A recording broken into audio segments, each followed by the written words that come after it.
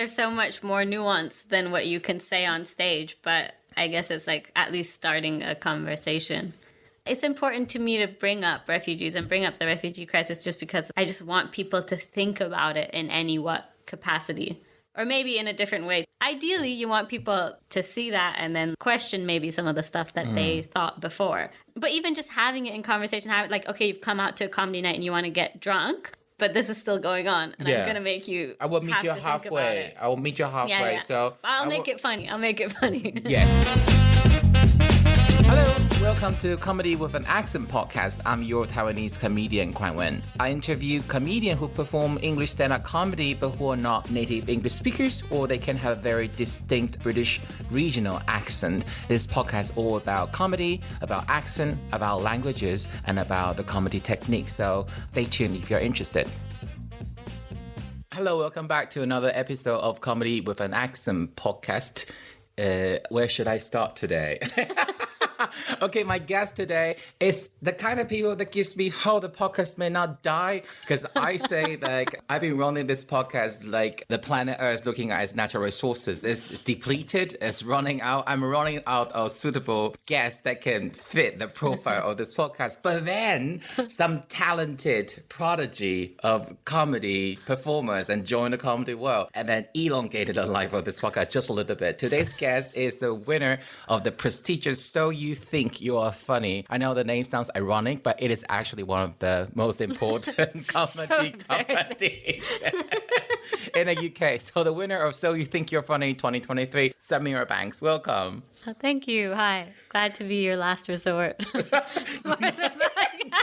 No, you were recommended because actually I barely know you. I think this is the third time or second time? It's third. Yeah, the third. This is only the third time we've met. We talk about So You Think You're Funny. So previous guest, I think it was episode 29 of season 1, Joshua Bethania, spoke highly of you. Aww. And I know of you. I make him do that. Dirt on him. Yes, because I've not met Samira before. You studied comedy in the last 2-3 years, basically. Mm-hmm. Less than 2 years ago. But we're doing similar gigs right now. So this is how unfair, this is how unfair life can be. Okay, I'm going to skip this part. I feel like it's getting awkward because... I don't know. Normally, when I have a guest, I'm trying to find out what they are and what they already talk about. So I don't have asked the same question, like your origin story, how to get in comedy. You have very information out there. Very little information out there. You've only done 2 other podcasts, as far as I can see. And then when I search for Samira Banks on Apple Podcasts, there's a lot of finance podcasts coming up. About banking regulations because they couldn't find Samira Banks, so they gave me podcasts about banks. And then there's some random other women called Samira. Anyway, so hugely grateful for you to be on, but I couldn't find a lot of information on you, even on the profile. You just say that you are emerging comedian. You won the Vauxhall Comedy Ding Dong Sangkong show. I don't know. It doesn't sound very nice. It sounds like that kind of entertainment show in Bangkok. So you won a Ding Dong. Have you ever done it? You win a dildo if you win it, actually. They have like these massive dildos. And the same profile goes on to other comedy clubs. So that you won Vauxhall Comedy Ding Dong Gong show. And then you're the winner of Seriously You're Funny. That's it. That's why my introduction was kind of brief. That's on me. I'm bad at putting information we have more than an hour to find out who she is or what she's about. Oh, no. But I will start with my regular standard question. Samira, as a comedy performer, do you think when you speak English that you have an accent? I think I have an accent, but probably one that doesn't get... I think I get a lot of privilege out of my accent, I would say, compared to that is other such people. A subtle answer to my question because you didn't say yes and no, which I think is I nuanced way to do so. But people don't really ask. I get surprised because I expect people to ask me, like, where are you from or where's your accent from, but people don't. But I think I have an accent. Do you? Does she? Kevin? Oh, yeah. What country are you from? I grew up in Germany. Yeah, you definitely have an accent. Really? What so accent in do you your think I year, have? she has an accent. Because I couldn't tell. I'm not a native English speaker. So for me, when I think about the way you talk, I have to think carefully before I conclude, oh, is that a more American or is that a more British accent? I think the pronunciation is British, but you speak a very international version of English. Would you agree? Kevin's like, she's just foreign. Say that. She's just... No, what do you mean accent? Like, everyone has an accent, right? Yeah. Yeah, we're not being that politically correct. Can you tell her mother tongue? Maybe it's not English, or maybe it is. I don't know. Is she a native English speaker? That's my question. When she spoke, I thought she was like American or something. A little bit, right? A little bit of international American twang in it, yeah. North America or something like that. Yeah, I lived in America when I was very young. For a couple, like, the first English I learned was in America before I moved to Germany. But then when you said learn, that sounded kind of British. I hate this. So the question is that accent a mishmash of places you've lived in, or is it because you went to international school? I think both. I also went to an international school. Is it a private boarding school when you talk about privilege? It's not private boarding school. It was a private school, yeah. In the UK or elsewhere? In Germany. In Germany? Ja, ja. Du bist in Deutschland aufgewachsen. Ja, genau. Ah, so. My follow-up question would be, what language or what languages would you consider to be your mother tongue? Ooh. So I don't really say in my comedy or in my act. Hence, I'm trying to get Where I'm valuable from information. in the Middle East. And I'm not ready to do that yet. But yeah, so I'm from the Middle East. So my mother tongue is the language my parents speak. That's what I spoke until I was like 5 or 6. And then I learned English. And then I learned German. And then I learned Spanish. So your At school. day-to-day language living in London right now, obviously, is English. Yeah, I definitely say my English is my best language. But then, you know, when you speak a lot of languages and sometimes you're just like not that I great know, at any but a of lot them. of listeners won't necessarily. So you can't just, when you talk to someone, say, you know, when you speak a lot of language, mind you, you live in the United Kingdom. This is not a relatable personal experience.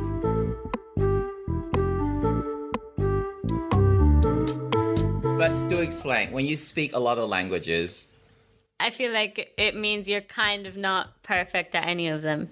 Do you know what I mean? that's what I call a Malaysian scenario. What? How's that Malaysian? So, especially Chinese Malaysian, the ancestors would come from a different part of China, so they would speak different dialects from China. But then, because of what's been considered useful in the international world, they have to learn Mandarin. They would speak Malay, they would speak English, they would speak Mandarin, sometimes they would speak the dialect their parents speak. And even they admit that, we speak quite a few languages, but we don't really master any one of them. But to use in the business scenario is completely fine. It's just that when you want to discuss further into philosophy or literature, for example, then you can see the limitation of the Mandarin. As a Mandarin speaker, when I talk to a Malaysian, quite often you can do a party talk. They want to talk something in real depth, then they start to switch to English or another language. That's what I meant. Oh, yeah. I think it's very similar if you, like, learn your mother tongue from your parents. I was maybe, like, 18 when I learned swear words in my mother tongue because obviously my parents just never said those kind of things. Right. So I just knew polite things to say. You wouldn't be able to discuss things like philosophically or politically. You can only really discuss what people have talked about around you that you have the vocabulary for. In a private conversation we had, I actually know where your parents are from, but you did say just now you're not ready to share that piece of information, which answers my other question I prepared for you. You always refer to yourself as coming from the Middle East, but you never share the specific country you're from. We're not going to do that to respect your wish, but can you explain why you're not quite ready yet? Is it because you don't want to be put in a certain box? Or I thought, is it because whether your parents, your mom and dad are from different countries, so it's easier for you instead of identify as one? But then I thought it's not because I listened to the other podcast. You said that your grandmas, both grandmas, are best friends. They're the two hottest girl in the village. I thought that's too much information. But anyway, so that possibility is hot, gone. that's I true. want to understand from you why you like to refer to yourself as Middle Eastern. Or is it because your country is not well known enough for British people here? Having a Middle Eastern label actually works better for you as a comedian. No, I think, I don't know how to say this. I think the country that I'm from doesn't have, I wouldn't be able to say anything critical about it. And for me, if I'm the type of person, I don't really have a good filter. So if I bring something up, then I'll just be honest about it and I'll talk about it. And I can't envision a way that I can bring that up in my comedy without speaking about it and saying what I think about it, and I can't do that. It's not safe. Not safe. Would you also hurt your parents' feelings? No, No. not their feelings. It's So just like in private life, we have a lot of like some other comedians from other countries. They don't have that much freedom to express things. I know. I'm about actually their trying to carefully move away from that, just in case Okay. people manage to work out what country that is. I hope you can tell. So what I'm trying to say is in private life, when you are dealing with people, even strangers, you actually would just say which country your parents are from. But on stage, the reason you say Middle Eastern, so you've gone through all the thought process. It's a very complicated issue. It's just not straightforward. I think people sometimes cannot understand. They just go on stage and say, I'm from the UK, I'm France. And I Yeah. think these are people who grew up in the lucky first world would never understand, will they? I was very lucky and I grew up in the first world too. But yeah, I remember when I first started comedy and then I met up with someone who produced shows.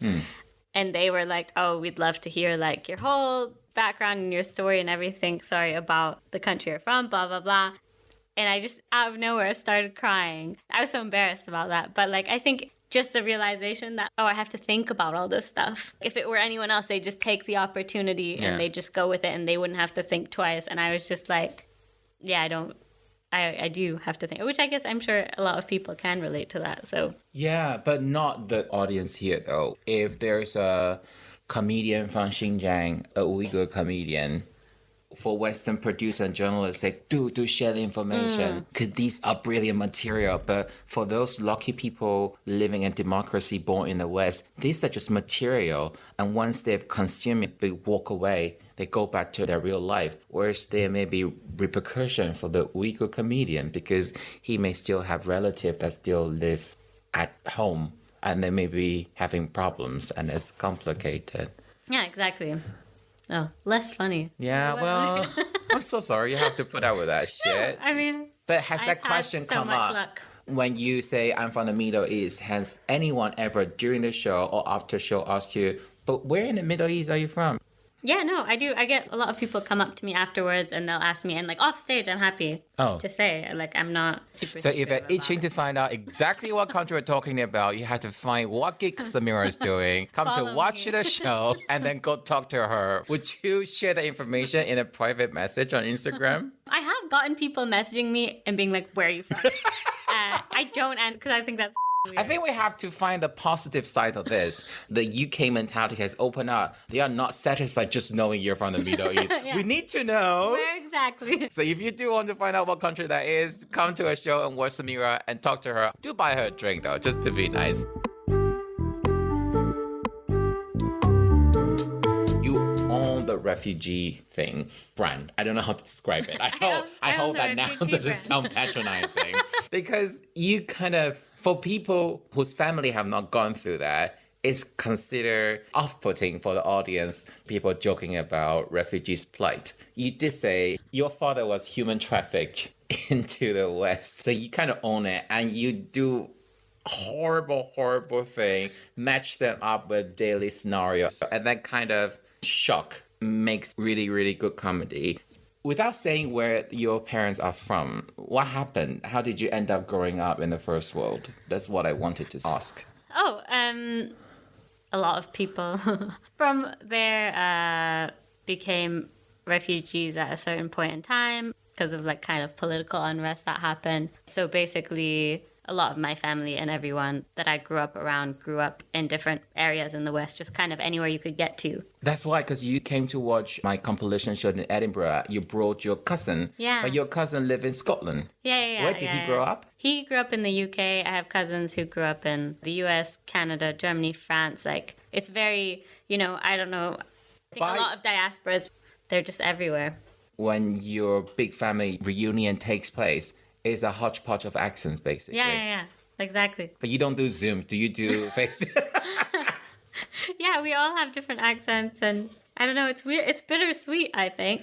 I don't know how you find it. Like when I'm around my cousins and we all have these different accents, and then I think about the fact that it didn't have to be that way. For me, I can understand you, but I cannot find it fully relatable because I grew up under simple circumstances. Namely, my parents are from the same country. All my extended family members are from the same country. Family reunion doesn't involve too much difference in terms of accents. But I say I can relate to that because I've moved abroad and most of my Taiwanese friends marry people from different countries. So the kind of scenario you describe, I've been in, like a big party, and you switch languages depending on the person you talk to. So I can turn to this friend next to me speaking English, and then I turn around talking to someone in German, for example, and turn to a third friend talking in Mandarin. But that involves in-laws or someone else's partner. Yeah, I think what I mean more is like, obviously none of the people in my family wanted to leave their country. It just kind of happened to them. And then it's kind of mind-blowing to like sit in a room full of people who are like, you know, speaking English fluently. Like we all have accents like mine basically, and thinking one generation ago, no one would have imagined that any of the people in this room would ever speak any language other than our mother tongue. But then, you know, the world happens and politics happens and the West gets involved in everything. Here we are speaking a language that isn't our mother tongue. So in a movie, that family dinner can be the starting thing or like a microscope of the world event, basically. Yeah, exactly. It's weird, isn't it? Thinking about, well, I don't know. Maybe you don't think about it. Like I think about that all the time, like how who I am and my life has just been decided by other people who did politics stuff. That's why I say I feel very lucky and blessed and privileged to grow up in a world when I didn't have to think about this. I moved to this country out of my own will to escape from my mom. And I used to think that my mom is so horrible. I had to run away from her. That was my only thing to worry about. How lucky am I? And then to realize my mom actually loves me. She's just unbearable, right? But so do most moms in the world. Do your parents already know each other, or did they meet after they left the country separately? They met afterwards, but then their families kind of knew each other from home. Actually, I love, obviously my family lives in Germany, and I always wish I could just live with my parents forever. I love my parents. Did they kick you out, or No, you came here for work? I came here to study, and then I got a job, and then obviously with comedy. I'd imagine that if you do choose to stay with your parents forever, based on your culture, your parents will love that. Is that right? Yeah, they love having me around. But They love you around, but they also say that, Samira, you really should get married at your age. Is that prejudice? Yeah, my parents aren't like that at all. Oh, you're so lucky. Well, my dad, sometimes I feel like he worries. Once he was like, you should enroll in like law school or med school just to meet guys and then drop out. And I was like, that seems a bit crazy. I'll just download Hinge. But my mom knows. She's like, why do you need to get married? Just live your best life. It's quite crazy. But would they say that don't you dare marry a white guy, or they are very, very relaxed? No, they prefer. My grandma even, she says you should always marry a white guy. Because she says, this is what she says. She says because they're rich, usually. It's like, Grandma didn't have the chance. See this, Samira? They don't have feelings. So when you divorce them, you can keep the kids and they won't fight you, and then you can just get another one. That's what she said. I don't know And I'm what like, is that's considered pretty good. reverse hate crime by your grandma towards white people. Yeah, because they're like, sometimes in the Middle East, when there's a divorce, men try to keep the kids, blah, blah, blah. Yeah. So I think she's like, they don't care. They don't care about their kids.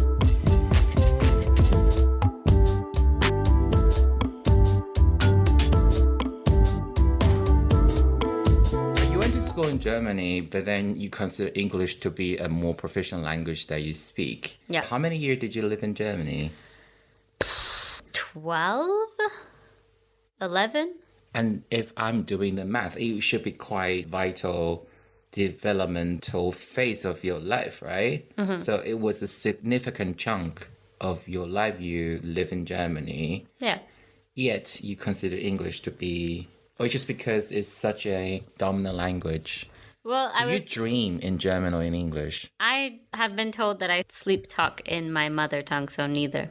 The foundation is solid. Yeah, because I had an ex-boyfriend who I'd wake up and he'd like say different words to me in my mother tongue, like, what does this mean? What does that mean? And I'd be like, oh, I don't. And then I figured out he was trying to figure out what I was saying. It must be an early boyfriend. Now they could just Google to record and just translate directly. They wouldn't bother asking all those questions.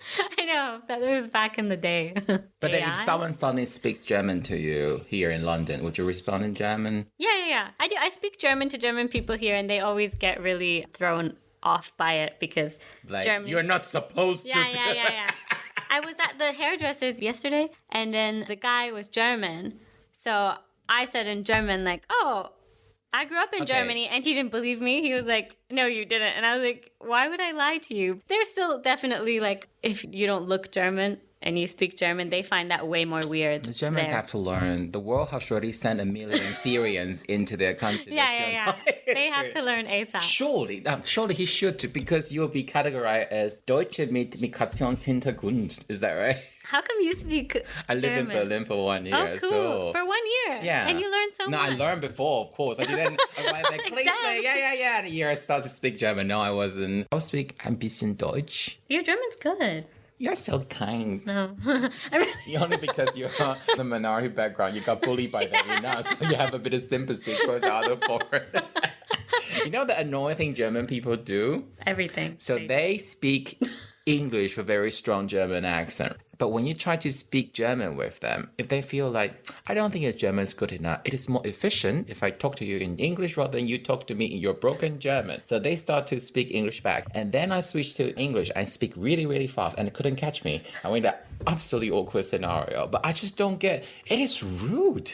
Yeah. I get that a lot. Like, I'll speak German to people here that are German, and I don't know if they don't clock. Yeah. They look at my face and they're like, that doesn't make sense, but they'll just continue speaking English to me for a while until they catch on. And Having said that, you say you were talking to the German barber in German, but was it that you heard him speaking English with a German accent and you work out his German and then you said, that's quite rude from yeah, your I do behalf. that, and I think it's so funny.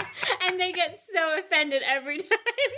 Because I'll be like, oh, you're German. And they're like, how did you know? This is I'm like, very 'cause your interesting because even though we like to deny there's any racism, well, as the musical Avenue Q famously included the song, everyone's a little bit racist. Sometimes. So on Chantal's podcast, you say that if Germans are rude to British people here, and British people just think like, yeah, that Germans being German. White Caucasian Germans do that. They get a bit more leeway. Yeah. And you, because you have grown up in Germany, but you don't really tell people, a lot of people don't know about that. Yeah. So at work, when you're being blunt to someone in an email, do you do that face-to-face as well? Yeah. They just thought you're rude Middle Eastern. It's true. I think I really took on a lot of that German bluntness or frankness. I think it's funny. Especially because people don't expect it from me. But sometimes it doesn't work out in my favor. Oh my God, my experience of German bluntness, I did a job secondment in Hamburg for 3 months. And because I used to be a tax accountant, so my specialism is in UK laws. I didn't know much about German tax laws, so there's very little amount of work I can get involved in. I can do some general project management, data input, but most of the time I was looking for work lying around. Once I went for a chit chat with my German colleague, which I didn't understand. A chit chat is already not a good thing to do when you are at work in Germany. You should just do chit chat. If it's not on your lunch break, you should not be chit chatting. And I just say that, I was looking at this concept. This is different between Germany and the UK. The cultures are so different. My German colleague just say, is that what the company paid you to do? I just thought, even if you think that, you shouldn't really say it in my face. In the accent as well. God. It was like 15 years ago. I still cannot let it go. This rude German woman. But they're such honest people. Like, I was shocked when I moved here because I didn't know about, you know how British people, like, they think something, but they don't say it? No, they say it behind your back. Yeah, they don't say it to your face. And, like, German people, they would never do that. Like, you wouldn't really have racist friends in Germany because, like, if a German person's racist, they just won't talk to you. Like, they won't, whereas, like, here, you can have a friend for years. No, they can also smack you. I was smacked by a guy in Berlin. Smacked? Yeah. Well, actually, he ran into me on purpose, and I say, "Was ist los mit dir?" And then he punched me. Okay. But in general, I agree. No, but, like, they won't be, like, here, you could be friends with someone for years. Yeah. And then suddenly they'll say something. You're not friends. You are nominally a friend, but you are nothing but a friendly acquaintance. Oh, my God. That's terrible. That is terrible. So do you prefer to be smacked in the face? How to say that? Figuratively by Germans or stabbed in the back by British? I prefer stabbed in the back. You prefer stabbed in the back. Yeah. Having lived through both of them. I do like how Londoners are much politer compared to Parisians, a little bit more refined compared to Berliners. But after living in Berlin, when I came back to the UK, I was shocked by the catty behavior. So Really? Yeah. Wait, so what do you prefer? Stabbed or smacked? I want to be left on my own. What about in Asian culture? Because like in Middle we are East fake culture, as we're well. way... Yeah.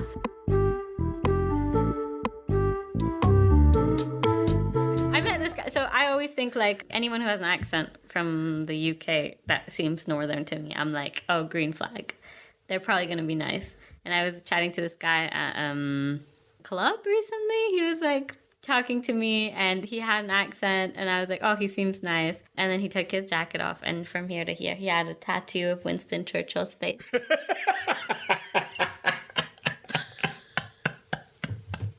Aesthetically, it's not. Aesthetically, even, like worst face.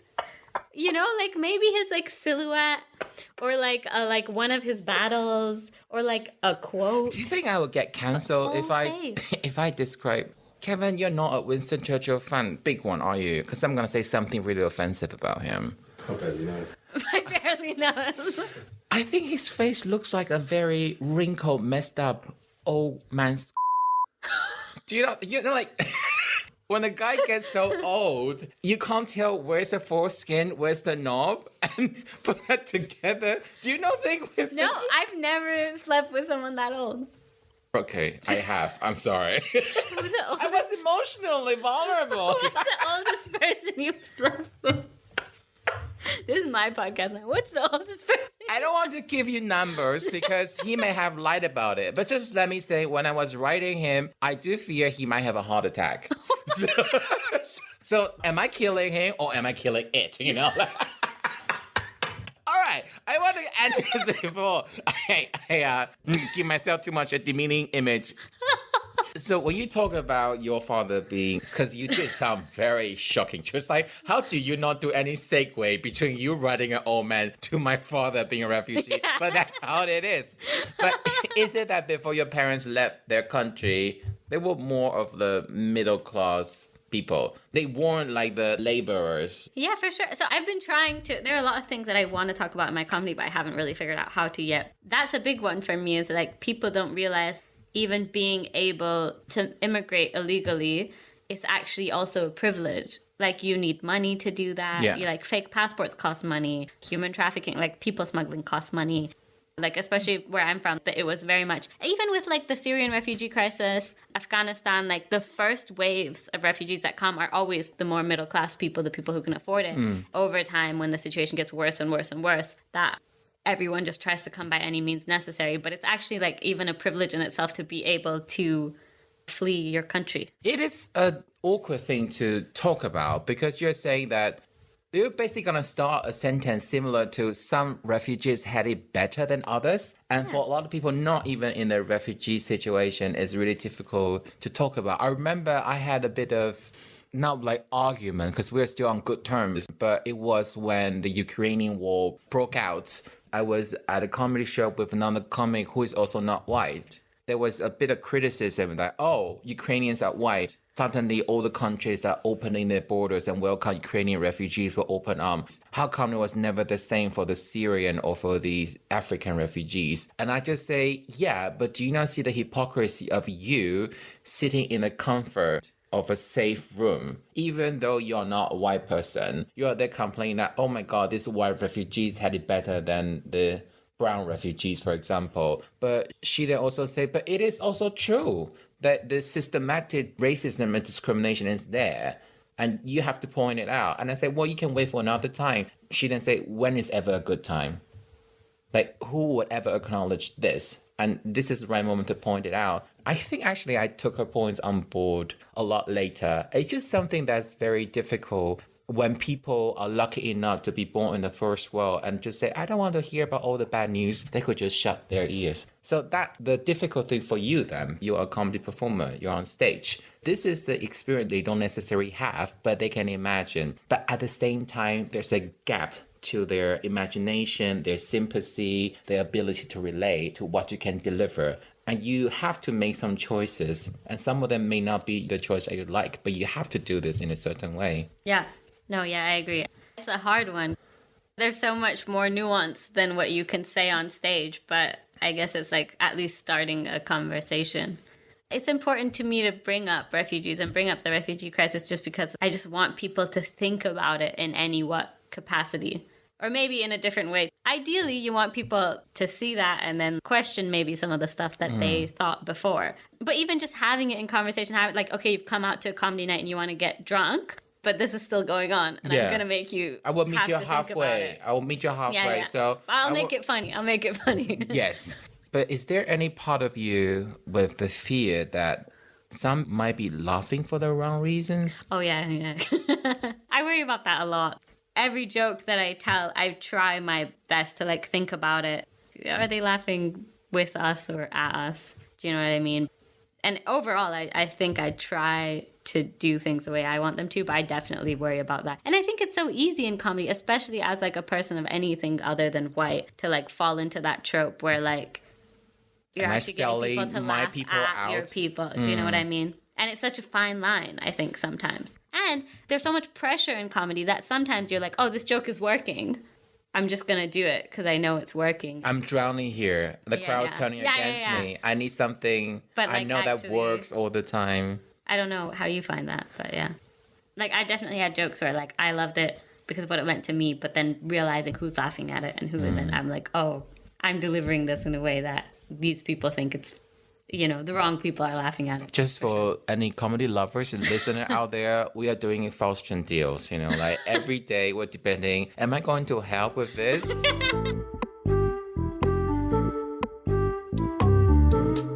don't want to belittle your experience, but after your parents left, how much longer did they manage to establish themselves having a comfortable environment for you and your brother in a foreign country? They both left when they were quite young, so let's say like early 20s, basically, and then, you know, kind of had to like build themselves up from, like, I mean, my dad has, you know, insane stories of like living for a couple years without any kind of documentation and then working the kind of jobs you'd get without any manual ID. Jobs. He used to paint. One of them would like sell headscarves on the streets and the rest of them would paint it and stuff like that. I think what my parents both had that really helped them or was a privilege to them was their families were both very invested in education. So as soon as they got their documents, they went to university and then they both kind of did their own careers like through that.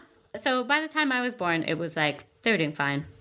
Okay. They were fine. My question now, I hope you don't find it offensive, is there any part of you that struggled to think that the refugee, the hardship thing, it was your parents that endured that? Yeah, for sure. But you didn't. So talking about born as a minority in a Western country, that's you. That's your 100% experiences. Whereas talking about the hardship and the refugee and running away from the country, technically it was your parents' life story. Yeah. Do you feel a bit of trepidation or you're fearing the responsibility or talking about their experiences when, do you think there's a distance there?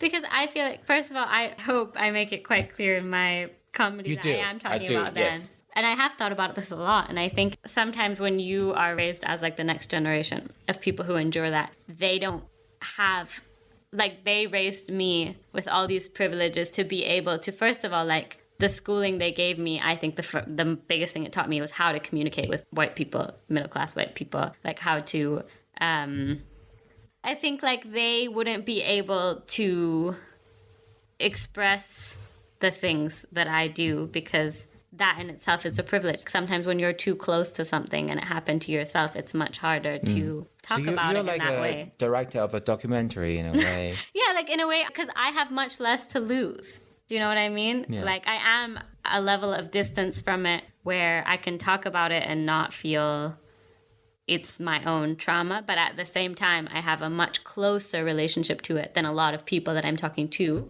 So I feel this kind of responsibility to communicate with them what I think they need to know that they're being ignorant of. But at the same time, it's not my experience.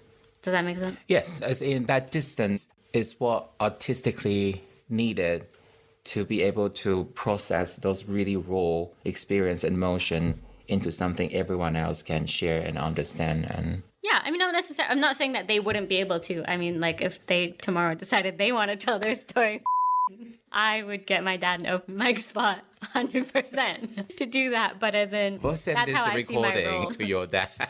Yeah, it's kind of like a bridge because you need both cultures and both experiences to be able to communicate that. Yeah. I don't know if that makes sense. It does. I didn't get much information from you in my prior research, but one my concern is I don't want this episode to be a refugee trauma porn, as in we're just trying to exploit the experience. Oh, you know how tough it is, and I want to do it respectively. But I think you phrased it much better than I did. Yeah, that I would never want to do that. The only thing I'll be That's wondering is my episode title. I tend to say, this comedian, what language they speak and where they come from. I didn't think about how to phrase your episode title, but that's a much later worry. Well, I think we can just end it here. Okay, Thank you so thank much for your you. time, Sherry. I've never said it, and it's weird to say this episode after the emotionally heavy thing. But people, if you do like the episode, please give us some rating. Follow us on Instagram. And how do they follow you on social media, Samira? At Samira Banks Comedy. Yes, that's it Please today. follow. Thank you very much. Thank See ya. you.